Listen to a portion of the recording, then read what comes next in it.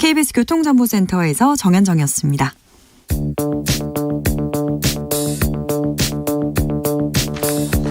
대한민국 정치의 새로운 100년을 준비한다. 21세기형 국회 싱크탱크 정치연구소 영앤영. 정치권에 보내는 고급진 정치 컨설팅, 오늘도 뜨겁게 분석해 보겠습니다. 첫 번째 영입니다. 최영일 평론가, 어서 오세요. 안녕하십니까. 또 다른 영입니다. 엄경영 시대정신연구소장, 어서 오세요. 네, 안녕하세요. 네, 한 주 잘 보내셨습니까?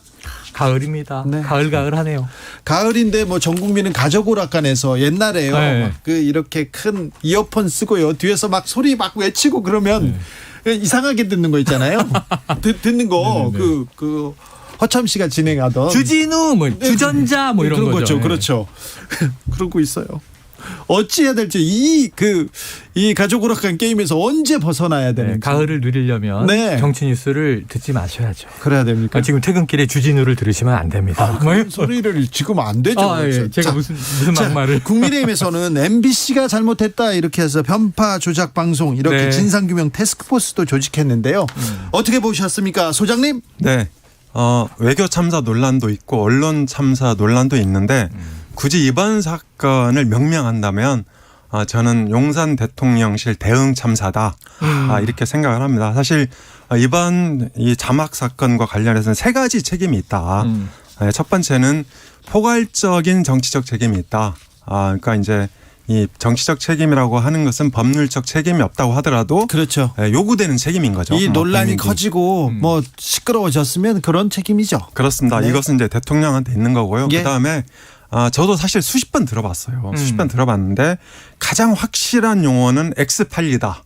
이 정도인 것 같고 마지막에. 나머지는 다 이렇게 저렇게 해석이 될 수 있다. 이래서 디테일에서는 MBC도 책임을 벗어날 수 없다. 저는 그렇게 생각을 하고요. 마지막으로 아까 말씀드린 대로 용산 대통령실에서 이것을 대응하는 과정에서 화를 키웠다. 한 15시간 만에 김은혜 홍보수석이 XX는 대한민국 국회 즉 야당을 지칭한 거다. 이렇게 얘기를 했잖아요. 네네. 그리고 이제 박진 외교부 장관도 국회 협조를 통해서 1억 불 글로벌 펀드 공여 자금을 통과를 시켜주라는 취지다. 이렇게 해명을 했는데 나중에 이제 대통령이 귀국해서는 XX도 기억이 안 난다. 이렇게 이제 말을 하면서 어쨌든 용산 대통령실이 해명하는 과정에서 사건이 일파만파 이제 커졌다. 이렇게 볼 수 있을 것 같고요. 그리고 여기서 저희가 이제 한 가지 좀 짚어볼 게 윤석열 대통령은 이 30년 법조인입니다. 그래서 이 사람은 내가 법률을 위반했냐 마냐 여기에 이제 초점을 두고 국정을 바라본단 말이죠. 그래서 본인이 이제 바이든이라든지 미국 국회, 미국 의회를 지칭한 게 아닌데 이렇게 이 자막이 조작돼서 나온 것은 MBC가 법률적인 책임을 중대하게 위반했다. 이렇게 생각하는 거죠. 그리고 이제 본인에게 요구되는 정치적 책임에 대해서는 다소 인색하게 대응하고 있다.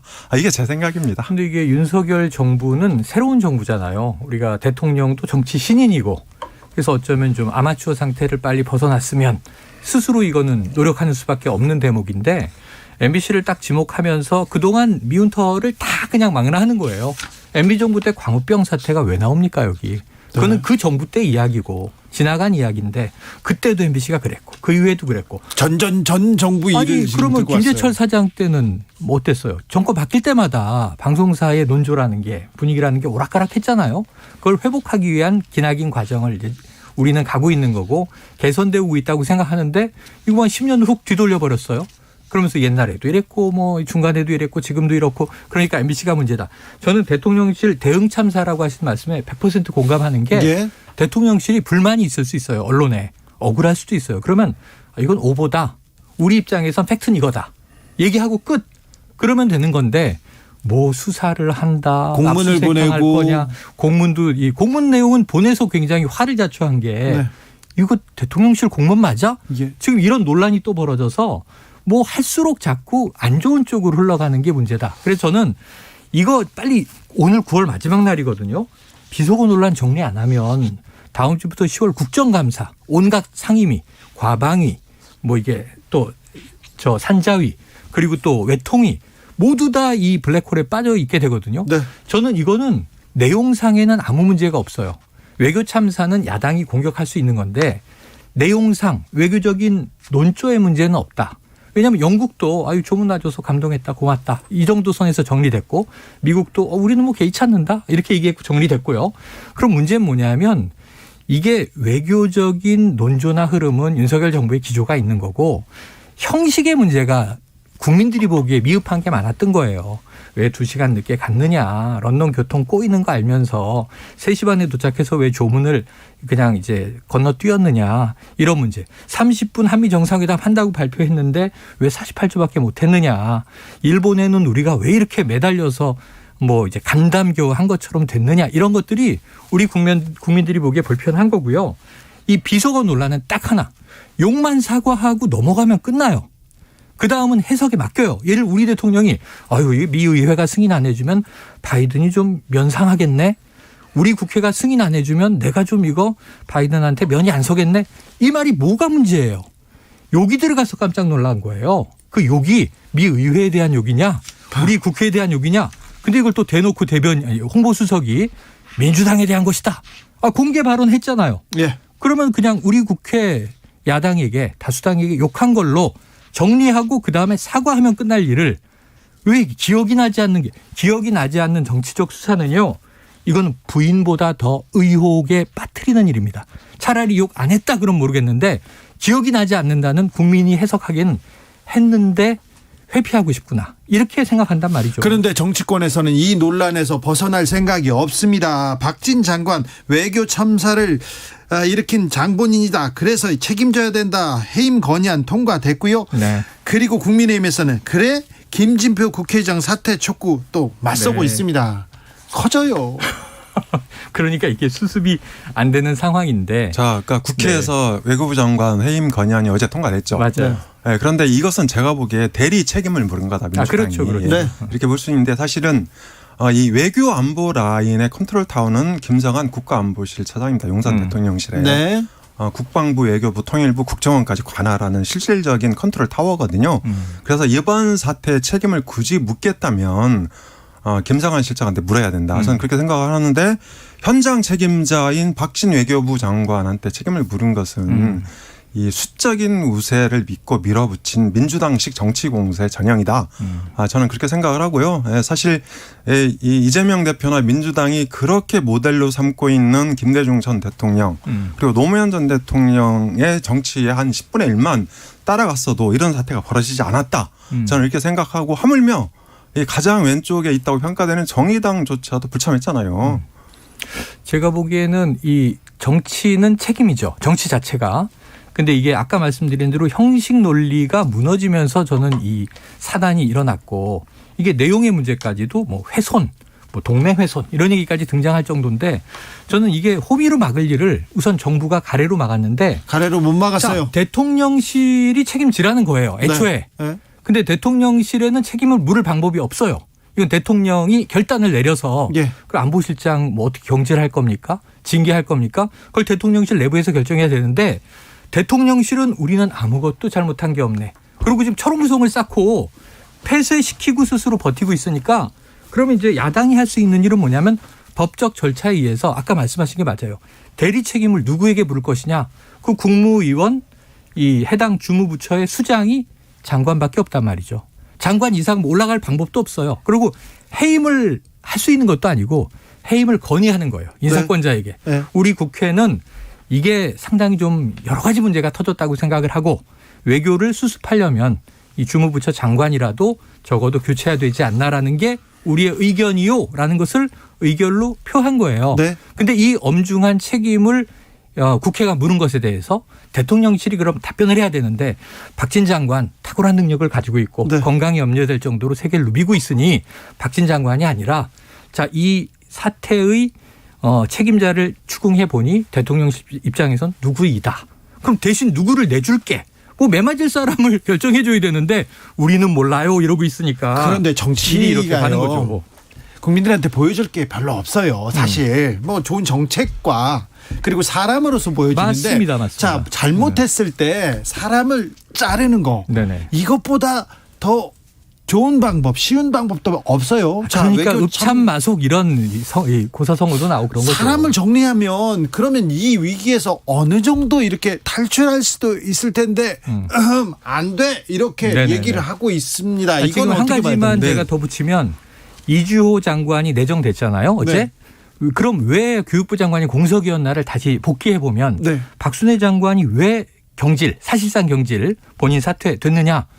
이거 초등학교 입학 연령 한 살 당깁시다. 이게 일파만파 논란이었는데 지금 외교적 파장과 사태가 거기에 못 미치는지.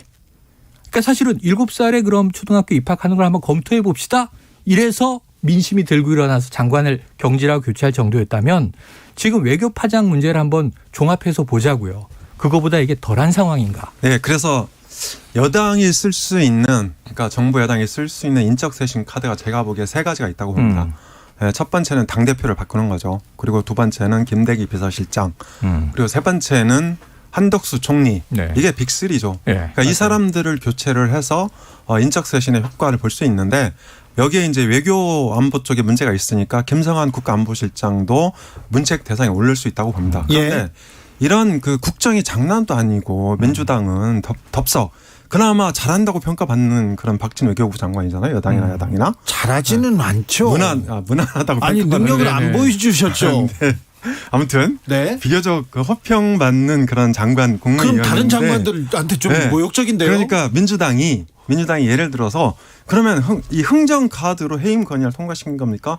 이건 말도 안 되죠. 그래서 저는 일단 이 엎질러진 물이에요. 그리고 이 비속어 논란이 이 사실 돈으로 환산할 수 없는 수조 원의 국정 운영 피해를 가져왔단 말이에요. 네, 네. 이걸 그냥 덮을 수는 없어요. 그러니까 저는 이번 사건에 대해서 윤 대통령이 포괄적으로 유감의 뜻을 표하고 더불어서 MBC에 대해서는 지금 수사가 진행 중이니까 팩트를 체크해야 된다. 네. 언론은 진실을 보도할 때 언론 자유가 보장되는 겁니다. 네. 저는 그런 점에서 해결 방안은 이미 나와 있다. 그리고 이 박진 장관 문제는 좀 더 국민 여론을 해법을 필요가 있다고 생각을 합니다. 보다 놀라는 건 언론사를 수사한다. 이걸 여당이 이것을 의뢰하고 사실은 처음에는 이제 이 소속의 시의원이 먼저 고발했는데 당 차원에서도 하고 그리고 대통령실에 제일 이제 먼저 MBC에 대한 조치는 법적 조치는 하지 않겠다. 그런데 지켜보고 결정하겠다. 지금 이렇게 돼 있단 말이에요. 그럼 뭐냐면 트럼프 대통령 시절에 언론과 엄청나게 싸움을 해요. 대통령이 막 말싸움도 하고 SNS에 막 이상한 그림도 올리고 욕도 하고 막 그러는데 네. 욕설도 했죠. 트럼프가 수사했습니까? CNN이든 뉴욕타임스든 어떤 언론사를 수사했어요? 예를 들면 대통령 입장에서는 이거 오보야. 나를 모욕 주는 기사를 냈네? 근데 이걸 고소 고발을 하고 수사하냐고요. 권력이. 그러니까 언론의 자유라는 게 우리가 생각하는 선진국은 물론 MBC가 과했을 수도 있고 오보를 냈을 수도 있어요. 그럼 거기에 대해서 언론의 자정작용의 절차에 의해서 시정 조치를 하고 한참 기싸움과 말싸움을 할 수 있습니다. 대통령실과 언론이. 그런데 수사해. 고발해서 수사해서 저기 불순분자들이 어떤 의도를 가지고 무슨 동맹을 훼손하기 위해서 대한민국의 지상파 언론사가 국익을 망치려고 보도를 했다. 이런 논리를 만들어내는 게 너무 좀 신기하지 않아요? 21세기 대한민국에서. 아니 전 그 놀라운 일이라는 생각이 들어요. 그 얘기를 하자마자 지금 국회의원들도 그렇고 또 사람들이 다 몰려가서 또 그 얘기를 하는 걸 보면 이거 어쩌려고 그러신데 이런 생각도 합니다. 아니 정치와 언론이 맞서고 있고 지금 경제는 팽개치고 있고 복잡한 것도 아니에요. 국민들도 다 들었어요. 국민들이 나 MBC 보고 그 생각 안 그렇게 들은 거 아닌데 나는 다른 데 봤는데. 아니 이 듣기 평가라는 얘기가 처음에는 코미디처럼 나왔는데 진짜 이게 김은혜 홍보석 뭐라고 그랬어요? 다시 한번 들어주시기 바랍니다. 이렇게 얘기하고 돌려듣고 이렇게도 듣고 저렇게도 듣고 음소거도 듣고 잡음들 그리고 또 이제 뭐 이거 증폭해서도 듣고 비교해서도 듣고 그 결과 국민들은 판단을 대략 한 것 같아요. 네. 심지어 여론조사도 나왔어요. 네. 그러면 대통령실은 그런 것들을 참고해서 민심은 이렇게 흘러가는구나.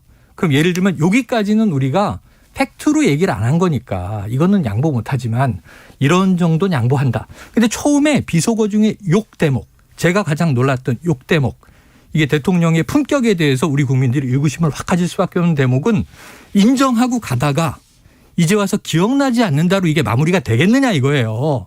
그럼 안 되면 사과하자고요. 어렵습니까? 어렵대요. 어려워요? 네, 어렵대요. 제가 대신 사과할까요 오늘? 제가 청취자 여러분께? 네. 저라도 대신 사과하고 싶습니다. 네. 9월로 좀 이 얘기를 끝내고 이번에 싶어서. 함께 대신 사과하시죠. 아니 저는 제가 사과하고요. 환율 좀 챙겨주시고 물가 좀 챙겨주시고 네네. 전기세도 좀 잡아주시고 그러셨으면 좋겠어요. 다음 주에 국감 시작됩니다. 아이고야. 국회가 국감 때문에 있다 이렇게 얘기하는 분도 있어요. 그런데 이 국감도 비속어 논란은 이어질 것 같아서 그게 걱정입니다. 수장님. 그렇습니다. 이번에 국정감사가 사실은 이제 윤 정부 첫 번째 국정감사잖아요. 예. 그래서 그렇죠. 민주당이나 국민의힘한테 상당히 의무가 깊은 것이고요. 사실 국정감사는 국회의 꽃입니다. 네. 그만큼 언론에 이제 스포트라이트를 받게 되고 새로운 사실들이 많이 밝혀지거든요. 그렇죠. 잘못한 공무원들, 잘못한 정책들, 이 국회의원들이 네. 지금 이제 밥값해야 되는 그럴 때죠. 그렇습니다. 예산, 정책. 예, 그렇습니다. 그런데 이번 국정감사는 정치감사가 불가피해졌다. 이렇게 정리할 수 있을 것 같고요. 사실은 민주당도 이게 국정감사라는 게 작년의 일들에 대한 잘잘못을 따지는 거잖아요. 매년 하는 거니까. 네, 대체로. 그런데 작년은 이제 문재인 정부였잖아요. 네. 그러니까 문재인 정부를 깔 수도 없는 거고, 민주당이 이제 상당히 이 곤혹스러운 국감이었는데 이번에 이제 그 물고기가 물을 만난 거다.